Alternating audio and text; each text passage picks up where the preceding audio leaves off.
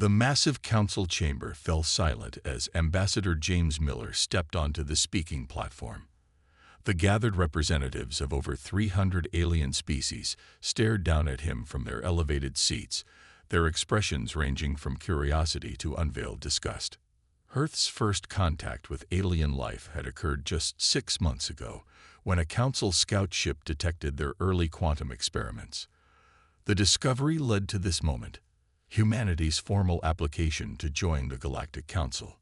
Miller straightened his tie, a gesture that drew whispers from the assembled aliens. Some of them had no concept of clothing, while others wore elaborate ceremonial garments that seemed to shift and change colors in the chamber's soft light. "Honorable council members," Miller began, his voice steady despite his racing heart. "Earth stands ready to join the galactic community. We bring with us a rich culture, advanced scientific understanding, and a genuine desire to learn from and contribute to the greater universe." The head counselor, a tall being with silvery skin and 4 arms, raised one hand for silence. "We have reviewed Earth's history," it said, its translator converting the musical sounds into English. "Your species concerns us greatly." Miller felt a chill run down his spine. This wasn't the opening he had hoped for. "In the last century alone, your kind has engaged in 2 global conflicts. Your nations still maintain weapons capable of destroying your entire planet. Your entertainment celebrates violence, and your children play games simulating combat." The head counselor's voice grew harder. "How can we trust such a species among civilized beings?" "With respect," Miller countered, "those same challenges have taught us valuable lessons. We've learned from our mistakes. Earth hasn't seen a major conflict in decades. We're unified in our desire for peaceful space exploration." A different council member, one with features resembling an Earth octopus, spoke next. "Your species went from primitive flight to space travel in less than 70 years. Such rapid advancement is dangerous, uncontrolled.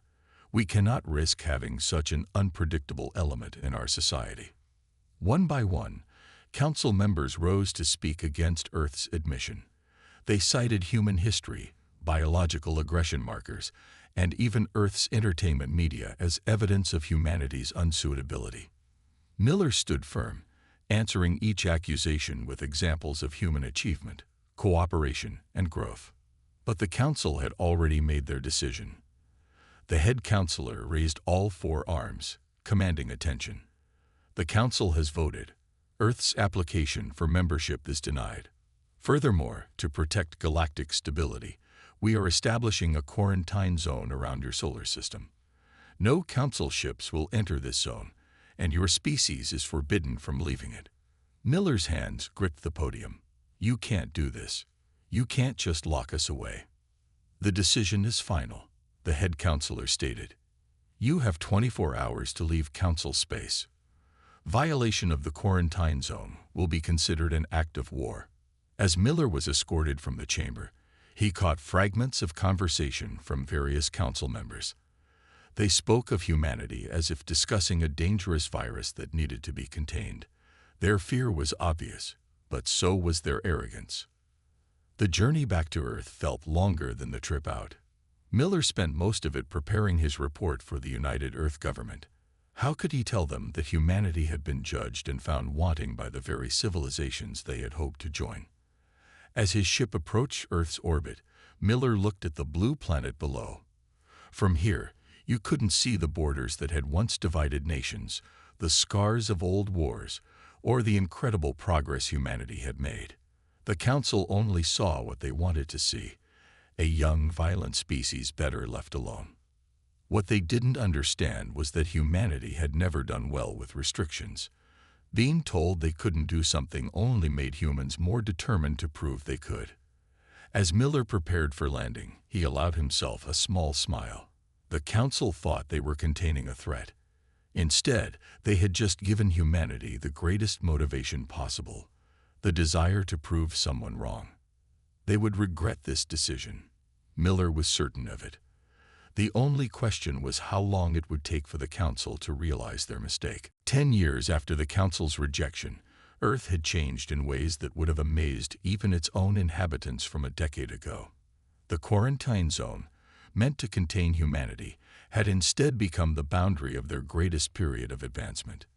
In the massive underground facility beneath the Rocky Mountains, Dr. Robert Hayes watched as his team activated their latest quantum reactor. The machine hummed to life, its core glowing with a soft blue light that seemed to bend reality around it. Unlike the crude experiments that had first attracted the Council's attention, this was a refined piece of technology that defied conventional physics.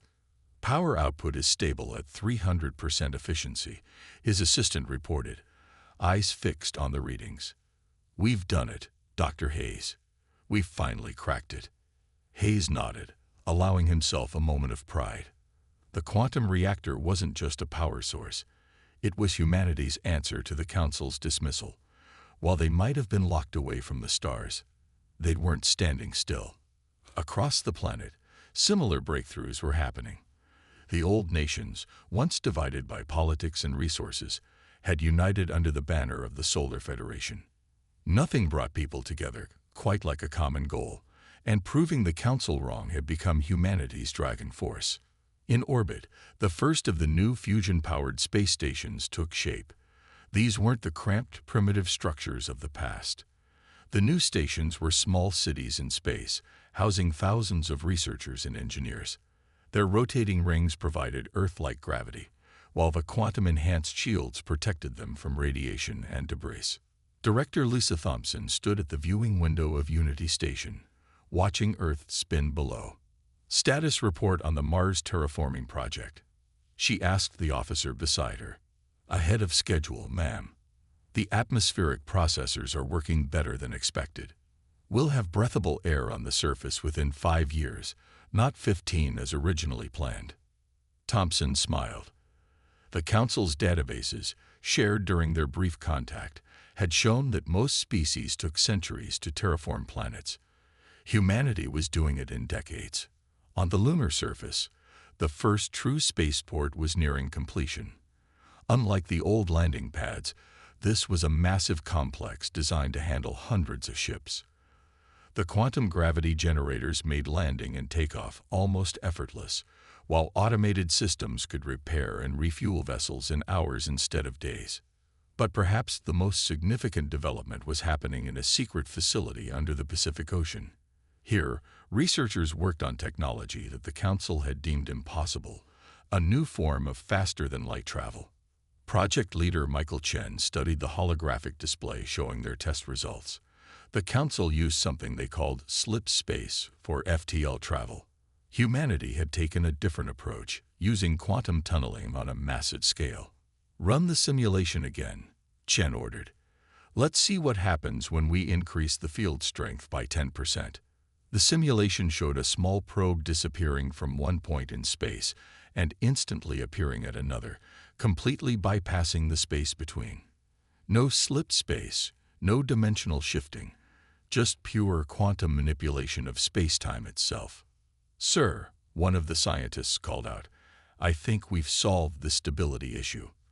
The field maintains coherence even at interstellar distances."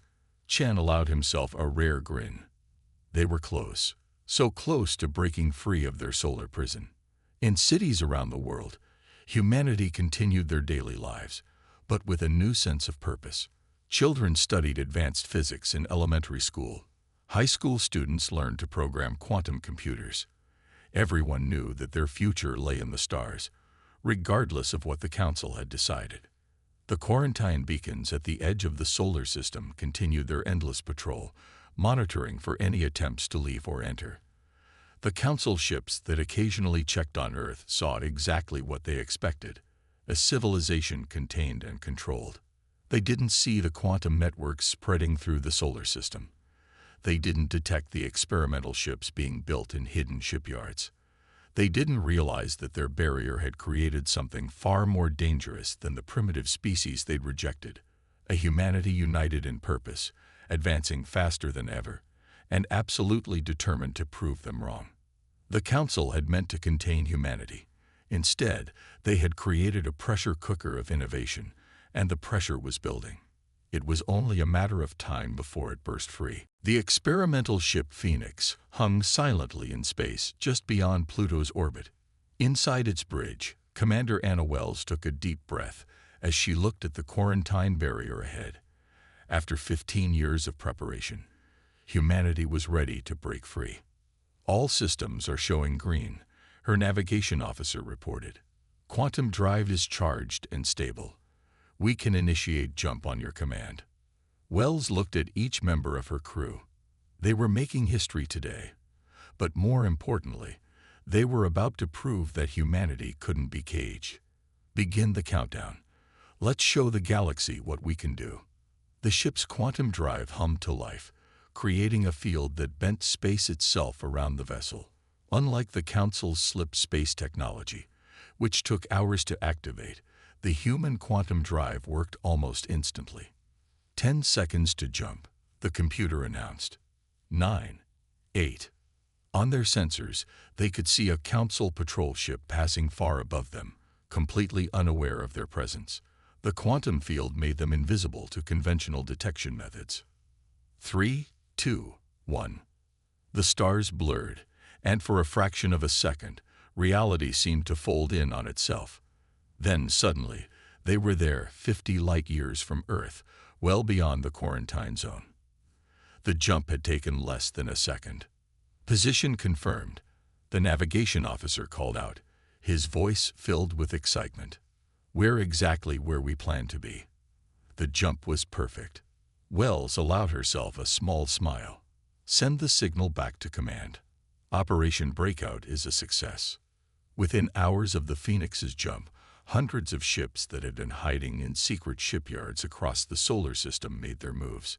Each one carried thousands of colonists, supplies, and everything needed to establish new human settlements beyond the Council's reach. The Council's response was predictable but useless. Their ships arrived at the quarantine zone in force, only to find it apparently intact. They couldn't detect the quantum tunneling technology the humans were using, and their sensors showed no signs of the mass exodus taking place right under their noses. 3 months later, Wells stood on the surface of humanity's first extrasolar colony. The planet, named New Earth, was a perfect match for human life. Teams of terraformers were already at work, improving the atmosphere and preparing the ground for the first cities. "Status report from the other colonies," she asked her communications officer. "All 17 settlements report successful establishment, Commander. The quantum network between colonies is stable, and we're completely invisible to Council scanning methods." This was more than just an escape. It was the beginning of humanity's real expansion into the galaxy. Each colony ship carried improved versions of the technology that had made this possible. While the Council thought they were safely contained, humanity was spreading among the stars. In Council space, the first signs of humanity's breakout were beginning to appear. Trading posts reported seeing strange ships that appeared and disappeared without using known jump points. New settlements were being discovered on planets that had been empty during the last survey. The Council called an emergency session to discuss these developments, but they couldn't understand what they were seeing. Their quarantine was intact, their patrols reported no unusual activity, yet somehow humans were out here. Back on New Earth, Wells received an urgent message from Earth Command. The Council had discovered one of the smaller colonies, though they still didn't understand how humans had gotten there.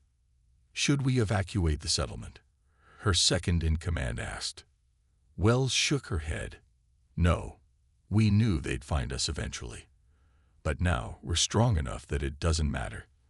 Let them come and see what humanity has become while they weren't watching." The quantum drive had given humanity something the Council had never expected: true freedom of movement. They couldn't be tracked, couldn't be caught, and couldn't be stopped. The cage that was meant to contain them had become meaningless. As Wells watched the sun set on this new world, she thought about how far they'd come. The Council had tried to lock humanity away from the stars, but instead they'd pushed humanity to find their own path to them. Now that path was open, and there was no going back. The galaxy was about to learn just how badly they'd underestimated humanity. The Council's main chamber, Once a place of order and calm discussion had descended into chaos. Dozens of representatives shouted over each other as emergency reports flooded in from across council space. The swarm had struck again, and this time they'd taken 3 systems in a single day. High Counselor Vax watched the holographic display with growing horror as another colony went dark. The swarm ships, massive organic mechanical hybrids, simply appeared in orbit around defended worlds, ignored all attempts at communication, and began their systematic destruction of all advanced technology. Our best fleets are being torn apart, the defense minister reported, his usually pristine uniform now wrinkled from days without rest. The swarm's biotech completely negates our shield systems. We've lost contact with the Centauri sector entirely. The swarm had appeared 6 months ago, emerging from unknown space. At first, the Council had treated them like any other first contact situation, with diplomatic overtures and peaceful gestures. The response had been immediate and brutal. The swarm didn't negotiate, didn't communicate, and didn't take prisoners. Another report coming in, and 8 announced. The colony on New Haven has fallen. The swarm stripped their technology and moved on. Death toll unknown. The Council's mighty warships, the pride of their civilization, prove useless against the swarm's adaptive technology. Traditional weapons barely scratched their living hulls, and energy weapons were absorbed and turned back against their users. What about the quarantine zone? Someone asked. Has Earth been attacked? A strange silence fell over the chamber. The human quarantine zone was the only sector that hadn't reported any swarm activity. In fact, the swarm ships seemed to actively avoid that region of space. Perhaps, a junior counselor suggested hesitantly, we should consider asking the humans for help. The suggestion was met with immediate protests. Ask for help from the violent, unpredictable species they'd locked away. It was unthinkable. And yet, show me the latest intelligence on human space, Vax commanded. The holographic display shifted, showing the solar system and its surrounding space. The quarantine beacons still functioned, showing everything normal within. But the Council's deep space probes had detected something impossible. Human settlements scattered across hundreds of light years, all somehow established without using any known form of FTL travel. How did they get out there? Someone demanded. The quarantine was perfect. Vax studied the data carefully. While the Council had been congratulating themselves on containing humanity, the humans had somehow developed technology that made the quarantine meaningless. They'd spread through space like water through cracks in a wall, invisible and unstoppable. Another emergency alert flashed across the screens. The swarm had just taken their largest shipyard, destroying centuries of accumulated technology in hours. We need to make a decision, the defense minister said quietly. At our current rate of losses, the Council will collapse within months. The swarm is too powerful, too adaptive. We need something different. Vax remembered the reports about human history, about their endless wars and conflicts. At the time, it had seemed like proof that they were too dangerous to join galactic society. Now, looking at the destruction spreading across Council space, those same reports took on a different meaning. Humans were survivors. They'd spent their entire history fighting, adapting, and overcoming impossible odds. They'd even broken free of the quarantine zone using technology the Council couldn't even detect, let alone understand. Send a message to Earth, Vax ordered, silencing the protests with a raised hand. We need to know if they've encountered the swarm, and if so, how they've managed to avoid destruction. As the message was prepared, Vax stared at the holographic display of human space. The Council had pushed humanity away, thinking they were protecting themselves from a dangerous species. Now, facing an enemy that threatened to destroy everything they'd built, those same dangerous qualities might be exactly what they needed. The question was, after 25 years of forced isolation, would humanity be willing to help those who had rejected them? And if they did agree to help, what price would they demand for their assistance?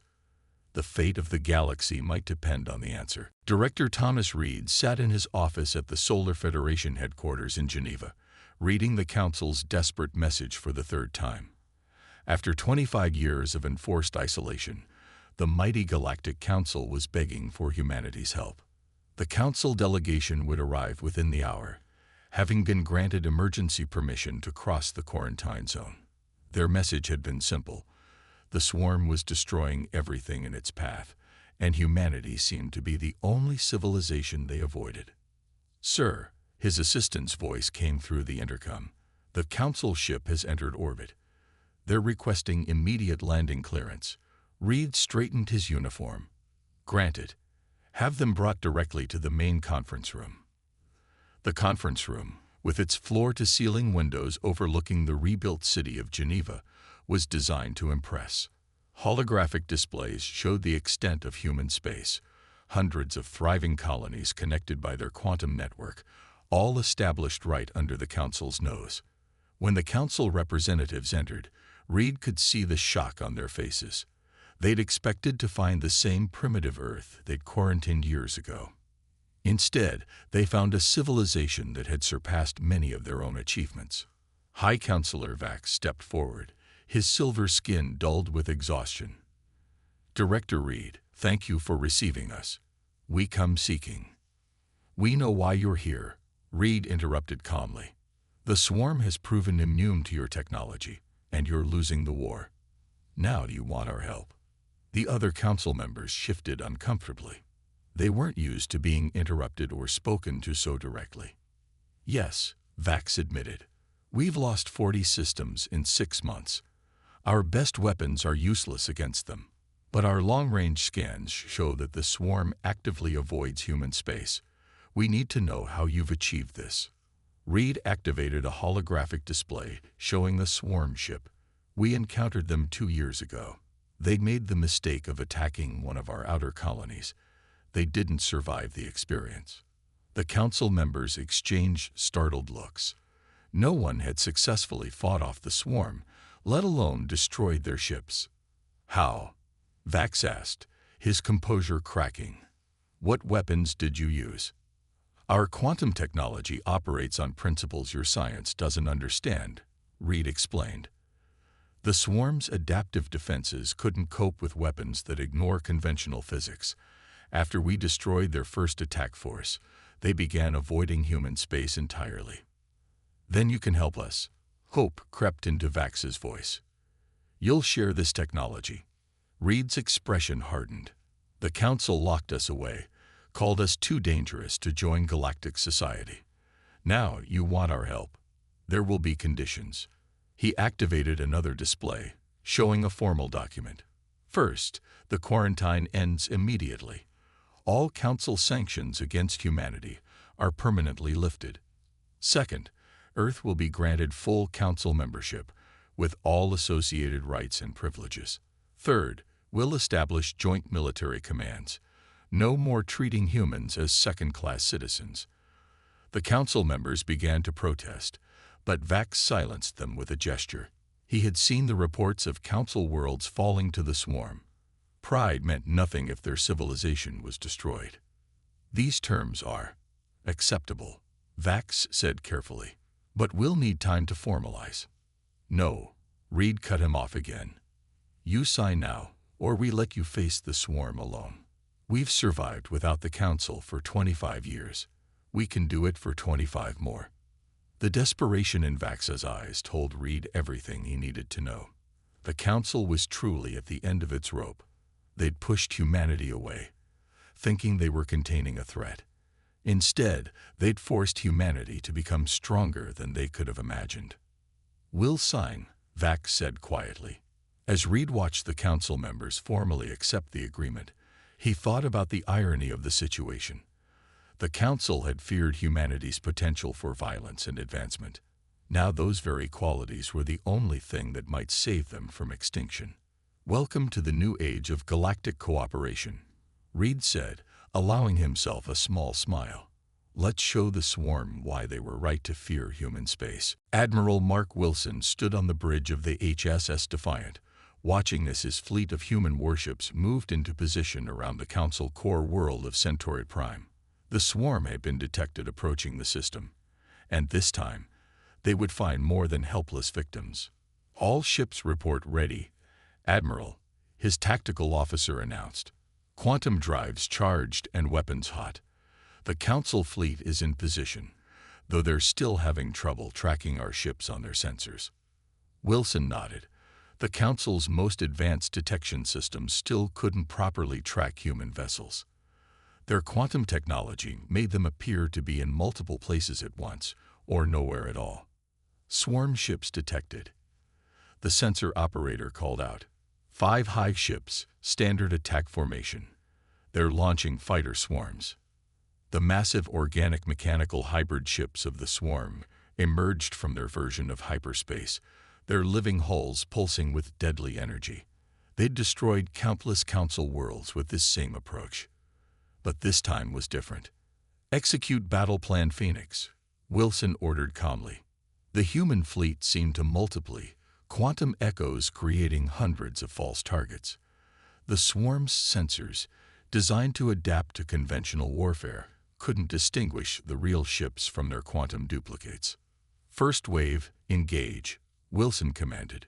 Human ships blinked in and out of existence around the swarm vessels, their quantum-based weapons ignoring the biological shields that had proved so effective against Council technology. Where Council energy weapons were absorbed and reflected, human quantum beams simply bypassed the swarm's defenses entirely, cutting through their living hulls. On the Council command ship, High Counselor Vax watched in amazement. "How are they doing this?" he demanded. "The swarm always adapts to new weapons within minutes." His tactical officer shook his head in wonder. "They're not using any technology the swarm can adapt to. Their weapons don't exist in normal space until the moment of impact. There's nothing to analyze or counter." The swarm ships, facing serious opposition for the first time, attempted to regroup. Their fighter swarms moved to protect the high ships, but human vessels simply phased through the defensive screen, appearing inside their formation. "They're trying to retreat," Wilson's tactical officer reported. 2 high ships are charging their jump drives." "Not this time," Wilson said firmly. "Activate the quantum anchors." Space itself seemed to thicken around the swarm vessels as human ships projected quantum fields that prevented faster-than-light travel. The swarm ships, trapped and unable to adapt to the human weapons, began to fall one by one. The battle lasted less than 20 minutes. When it was over, all 5 swarm high ships had been destroyed, along with their fighter screens. The Council fleet hadn't even needed to fire a shot. "Send word to Earth Command," Wilson ordered. "Battle Plan Phoenix is successful. The swarm's defenses are completely ineffective against our quantum weapons. Request permission to begin offensive operations into swarm-held territory." The Council observers on his bridge were still staring at the tactical display in shock. They'd spent months watching their best ships and weapons fail against the swarm. Now they'd witnessed an entire swarm attack force destroyed with almost casual ease. "Admiral," Vax said carefully, "the Council would like to formally request human assistance in liberating our occupied worlds." Wilson turned to face the High Counselor. "That was always the plan. Our ships are already moving into position near other swarm-held systems. By this time tomorrow, we'll be pushing them back across every front." As the human fleet regrouped and prepared for their next engagement, Wilson couldn't help but appreciate the irony. The Council had feared humanity's potential for warfare and rapid advancement. Those same qualities had just saved one of their most important worlds. "Sir," his communications officer called out, "we're receiving thank you messages from the surface. The Council citizens, they're calling us their saviors." Wilson allowed himself a small smile. "Send them our response. This is just the beginning. Humanity stands ready to defend all sentient life against the swarm. Whether the Council likes it or not, we're all in this together now." The swarm had never faced an enemy like humanity, one that didn't play by the normal rules of physics and warfare. They were about to learn why isolating humanity had been the Council's biggest mistake. 6 months after the first battle at Centauri Prime, Director Thomas Reed stood before the full Galactic Council. This time, he wasn't a petitioner seeking admission. He was the representative of the civilization that had saved them all. The last swarm stronghold fell yesterday, Reed announced to the assembled council members.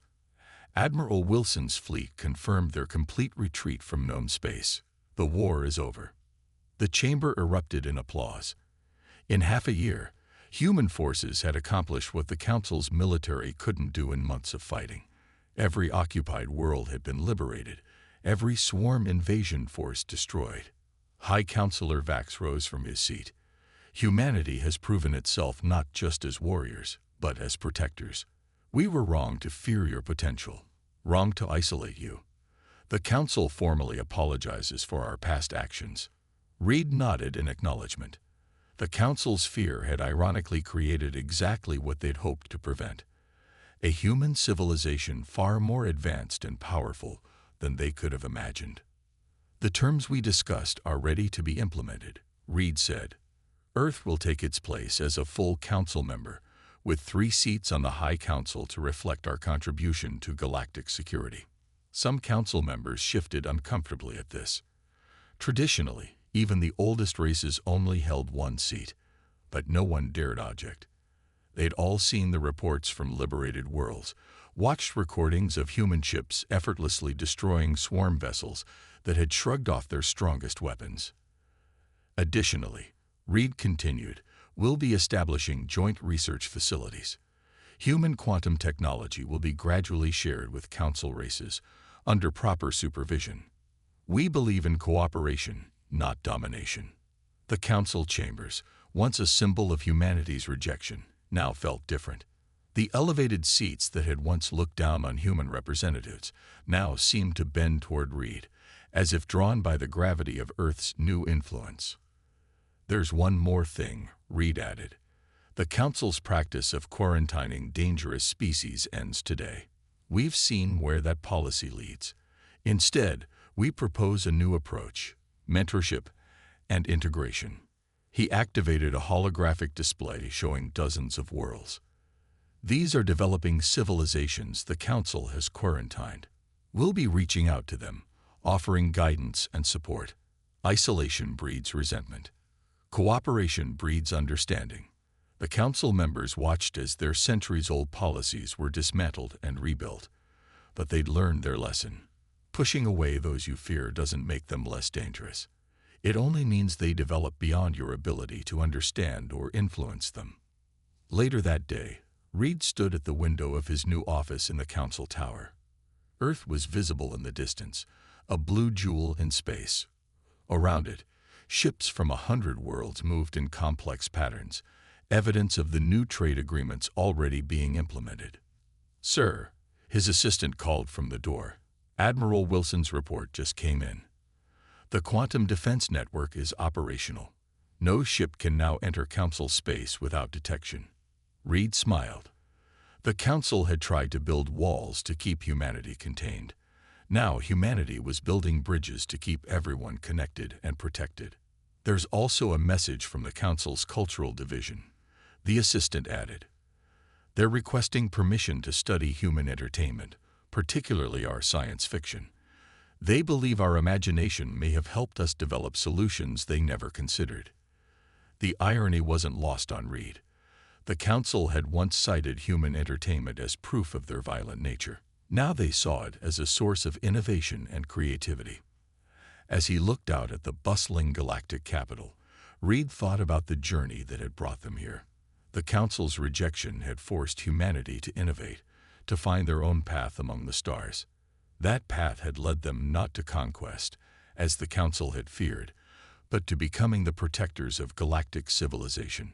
Send a message to Earth, Reed told his assistant. Tell them the new era has officially begun. And add a personal note. Sometimes being pushed away is exactly what you need to find your true strength. The galaxy had changed. The Council had changed. And humanity, once feared and isolated, had become exactly what the galaxy needed, not because of the Council's guidance, but because of their rejection. It was, Reed thought, a lesson the galaxy wouldn't soon forget.